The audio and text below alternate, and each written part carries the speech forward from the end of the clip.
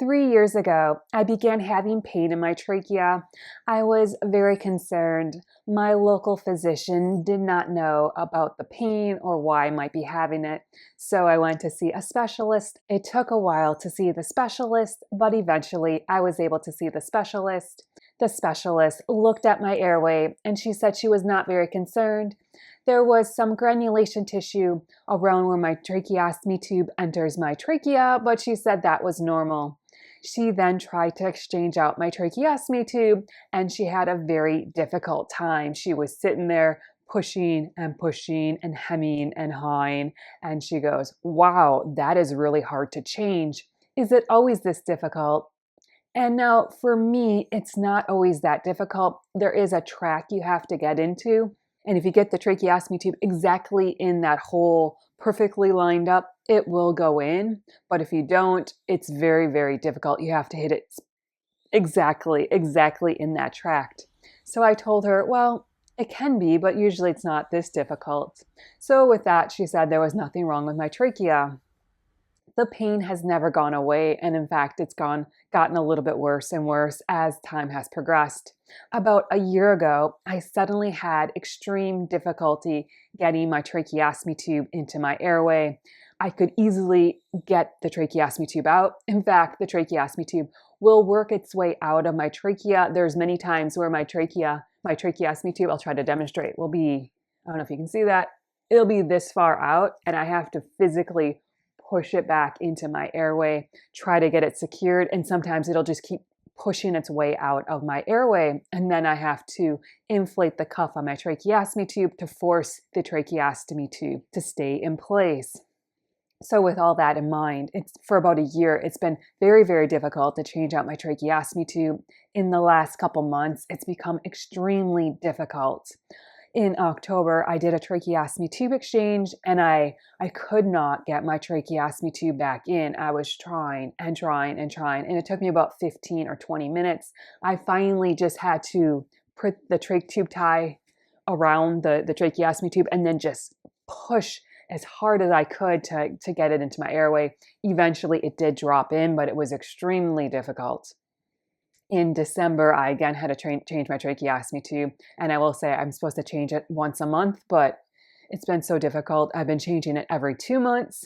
So in December, I changed out my tracheostomy tube, and that was almost a complete disaster. It took me 30 minutes of trying to get the tracheostomy tube back into my airway. I was actually really concerned that I couldn't get it back into my airway.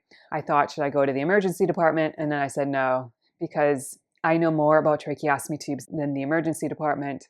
And I figured if I can't get it in, I don't think they're going to be able to get it in. I do have a smaller size tracheostomy tube, and I could have put that in, but I don't want to because this is the correct size tracheostomy tube. If I go to a size smaller, it's really hard for me to breathe without my ventilator. And yes, I do breathe without my ventilator if I shower, if I'm changing my clothes, and it just becomes too small of an airway for me to breathe through, and it causes a lot of respiratory distress. So I try to stay with this size tracheostomy tube. But after 30 minutes, I finally, and I can't even tell you just the pain. It hurts so badly to push the tracheostomy tube into my airway. Finally, I got it in. Now it's been a month, and my cuff right here, this has actually started to fail. It's not keeping the cuff inflated. It's starting to deflate, and then I do sometimes find it completely flat like this, which means all the air in my cuff has deflated, and that means there's something wrong with the cuff on my tracheostomy tube. And yes, it does happen, especially with the shyly flexible tracheostomy tubes. They recently, in the last couple years, have been known to just fail. So I really need to change out my tracheostomy tube, but I am just trying to avoid it as much as possible. I have called my doctor's office, and they can get me in 3 months to see the nurse practitioner, in 6 months to see the doctor.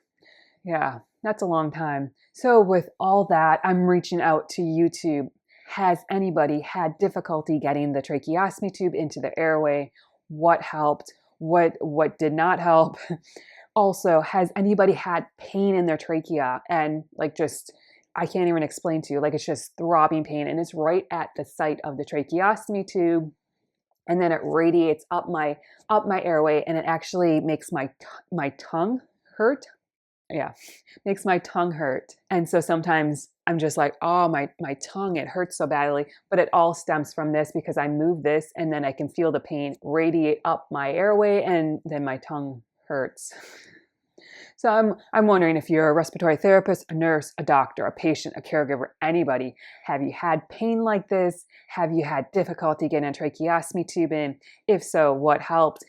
Did they have to look at your airway? Did they need to do any sort of medical procedure? Because this is getting ridiculous. I've had my tracheostomy tube since 2017, so it's not like I just got my tracheostomy tube yesterday. I've been doing my own tracheostomy tubes the entire time, and it's just never been this hard, except for this last year. It's just getting progressively harder and harder to get my tracheostomy tube in, and my tracheostomy tube just sometimes will not stay in the airway.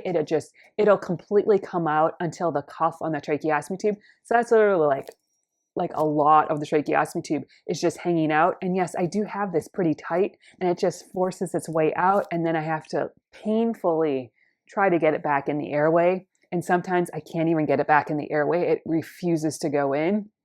And you say, what happens when that happens? I just have to leave it half hanging out of my airway and then inflate my cuff on my tracheostomy tube so I can get full respiratory support. And that doesn't always work because the cuff's not quite in the right place. But eventually I deflate the cuff again, get some, get myself rested, and then I try again to get it back in. And eventually I'm able to pull on the trach tube tie, and I can put the trach tube tie really, really tight, and then it forces it in, and eventually it will stay in place. But then again, it sometimes just starts working its way right back out. And I'm not sure. It's really bizarre. It's really strange. It's like my body does not want the tracheostomy tube. So if you know anything that helps, please let me know. If you've had any sort of procedure, if the doctor knew was wrong, if you're a respiratory therapist, nurse, doctor, patient, caregiver, whoever you are, I don't care. I could really, really use your help. And if all you can do is give me kindness and support, I also will appreciate that, because right now it's looking like it's going to be 3 months to see the nurse practitioner. And if she thinks I need to go on to the doctor, then it's going to be another 3 months after that. So 6 months total. So it's a very long time, and I'm going to have to change my tracheostomy tube in the meantime. And I'm very scared. No, that would be an over exaggeration. Very concerned that if I have to change my tracheostomy tube again, I'm not going to be able to get the new tracheostomy tube in.